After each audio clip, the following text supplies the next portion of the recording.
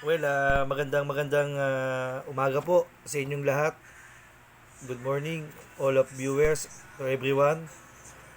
So, dito naman po tayo sa pinakatampok na bahagi ng ating family enhancement. So, welcome po. Please subscribe my YouTube channel at huwag kalimutan pong pindutin ang notification bell po para tayo lagi updated sa mga susunod po na video po natin. So, una po sa lahat, ang ating topic po na pag-uusapan, alin po ang dapat nating pagsikapan bilang isang pamilya at sino rin po ba ang unang dapat magturo ng paghubog ng ating mga anak. So, yun po yung ating pag-uusapan.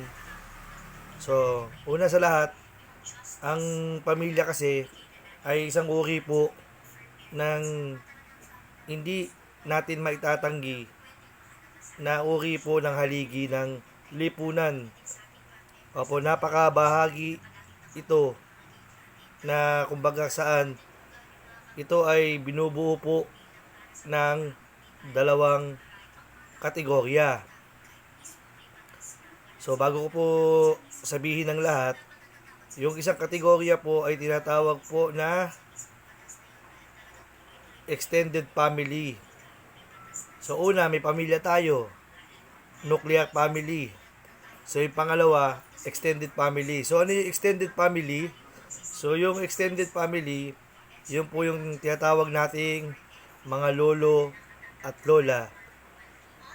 O, yun po, ate, kuya, pinsan, extended family po ang tawag doon. So yun po yung mahalagang bahaging yugto ng buhay natin. Kasi kung walang pamilya, hindi mabubuo ang tinatawag nating lipunan. Oo. Kasi isang bansa Sa bawat bansa, may mga pamilya. Oo. Kung walang pamilya, automatic po yan, di walang lipunan. So dito unang hinuhubog yung ating pagkatao.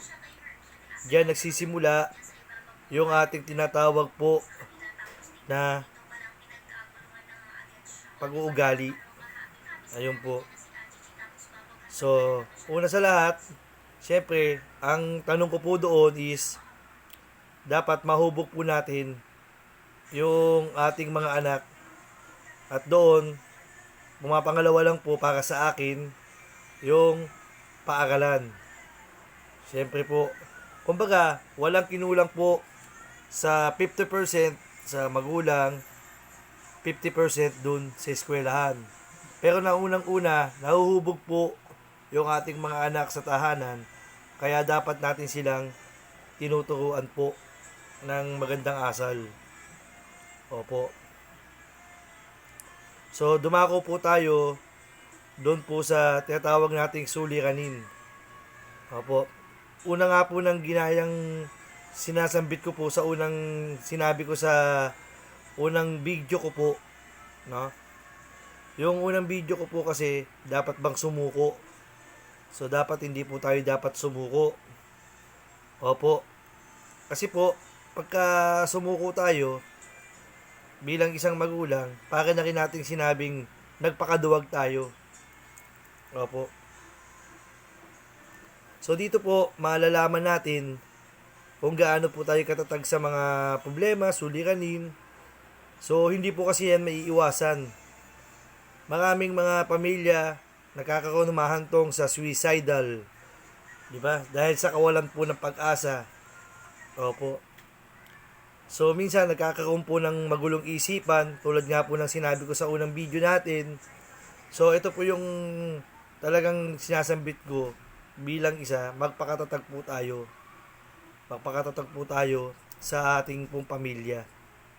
Hindi kasi natin may iwasan kasi yung iba, una, syempre kaya po nagkakaroon ng ganyan suliranin, yung iba kasi hindi pa handa sa kanilang ginagawang pakikipagrelasyon. Opo. So ako hindi naman perfecto, ulitin ko. So yung iba po kasi, kaya po nagkakaroon po ng ibang suliranin Dahil nga po sa tinatawag na hindi po sila handa kapag papasok po sila doon po sa tinatawag nilang ah, family primarital sex o yung tinatawag po nilang nagsasama po agad sila nang hindi pa po handa. Ayun po. So doon humahantong yung problema kasi kapag kumbaga sa bahay kasi kapag kulang-kulang po tayo ng mga kagamitan lalo na sa paggawa ng bahay hindi po yan mabubuo. Opo, hindi po yan mabubuo kasi kulang sa gamit po. Kumbaga sa bahay kasi kailangan ng bubong, kailangan din ng materyales, pintuan, semento, o yung mga panukat, ganun po yan. Ganyan din ang pamilya. So, dapat po pinaghahandaan po natin yung mga ganyang klase ng bagay para nang sa gayon, ang future po ng ating magiging anak ay magiging matibay. Yun po yung sinasabi ko po sa inyo. Bilang isang tao, opo, bagamat minsan talaga, nagkakaroon po tayo ng panghihina, nagkakaroon din po tayo ng iba't ibang uri ng suliranin sa pamilya po. So, ang tangi lamang pong paraan ay ang panalangin po sa Diyos. Opo, huwag tayong mawawala ng pag-asa, huwag tayong magpapanik, huwag tayong magkakaroon ng iba't ibang uri ng stress. Kung meron naman po tayong ganong pamamaraan, pwede naman po tayong magpa-counseling. Opo, pa-counseling sa mga iba't ibang sektor ng lipunan. Pwede po yun. Huwag po natin ihantong mga magulang na aking pong sinasabihan, mga ama ng inyong pamilya. Sana po, pilitin nating itaguyod ang ating pamilya para sa kinabukasan po ng ating mga anak. Opo, totoo po yun. So, kung minsan, ang nagiging validated reason na lang, ng ibang mga magulang, hinahayaan na lang po yung mga anak. So, bakit? Ito marami po yung mga masasamang impluensya sa mundo. Bakit? Tayong magulang kasi yung dapat unang responsable doon po sa pagpapalaki ng ating mga anak. Ayun po ang dapat nating maging sandigan bilang mga magulang. Kasi tayo po yung unang kumbaga creators Di ba po? So tayo po yung tinatawag nilang tagapagbigay payo, hinuhubog natin sila doon sa tamang direksyon. Yung iba nagsusugal, yung iba namang mga ulang hinahayaan yung mga anak. Diba tama po? So yung lessons from the learn about dun sa PACS na sinasabi ko po, bilang isang nuclear family, dapat po tayo ang unang nagbibigay sa anak natin ng magandang halimbawa. Opo. So at the same time, tayo magulang, opo, we had mistakes. Marami rin mistakes sa atin bilang tao, bilang party po nung ating mga pagkakamali. May mga mistakes din naman tayo, pero kailangan maituwid po natin. Opo. Kung minsan, hindi rin natin maiwasan yung tinatawag po na pagkabalisa sa sobrang galit mo sa mga anak mo. Minsan, nadadala ka na ng sobrang depression mo. Opo, uso po ngayon yan sa mga bata. Minsan, pag inuutusan mo sila, maraming mga weight na tinatawag. Di ba? Utusan mo sila ng kung ano-ano. Weight din. Ako din, ganun din minsan sa aking mga anak. Nako minsan, ganun din. Talagang weight din sila ng weight. Minsan, nauubos yung presensya ko, pero pinipigil ko din po yun. So, sa ating mga ama, na bilang tagapagtaguyod po, kumbaga kasi tayo yung sa bahay. Tayo yung pinakahaligi. Kaya nga haligi ng tahanan. Tayo yung unang tagapagtaguyod. So, minsan, nakikitaan din tayo doon sa tinatawag nating bisyo. Inom ng alak, inom ng gumagamit ng pinagbabawal na gamot. Dahil sa problema, idadaan mo, wag mong idaan. Daanin mo doon sa tinatawag nating be a responsible person. So, yun po.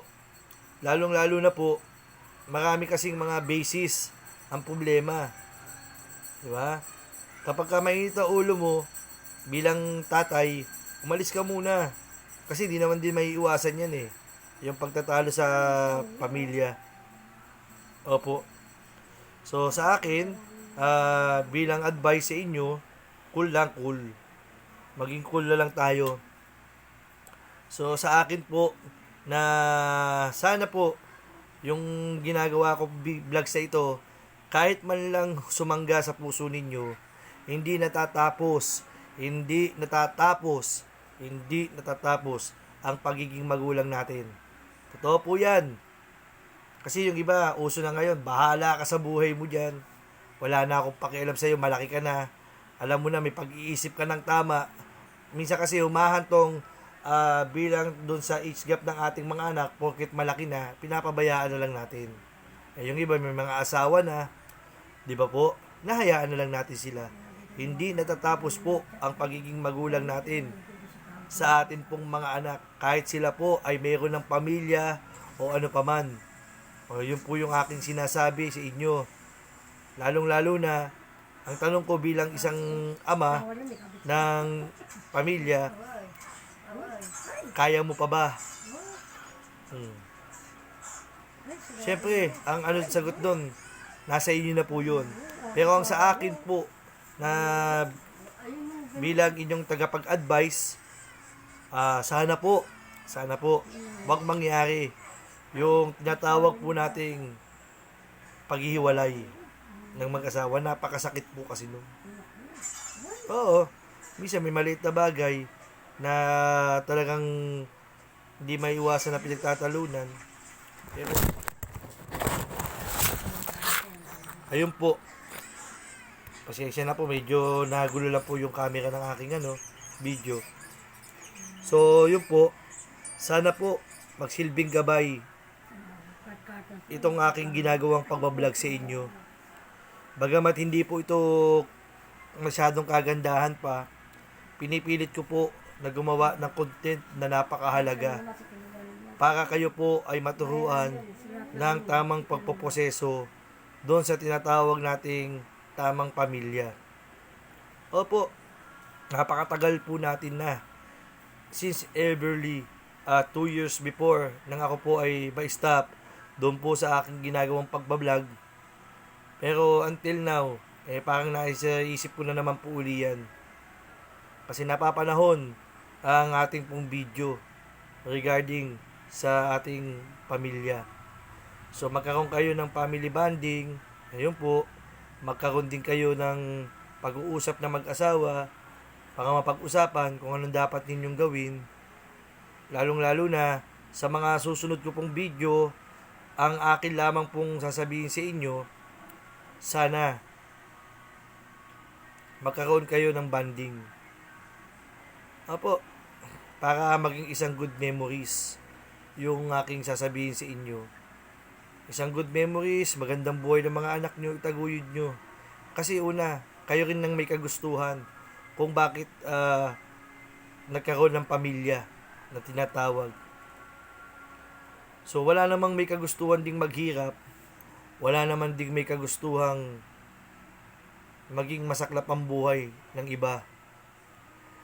So itong bidyong to, alam natin napaka high-tech na po ng panahon. So makakaabot po sana.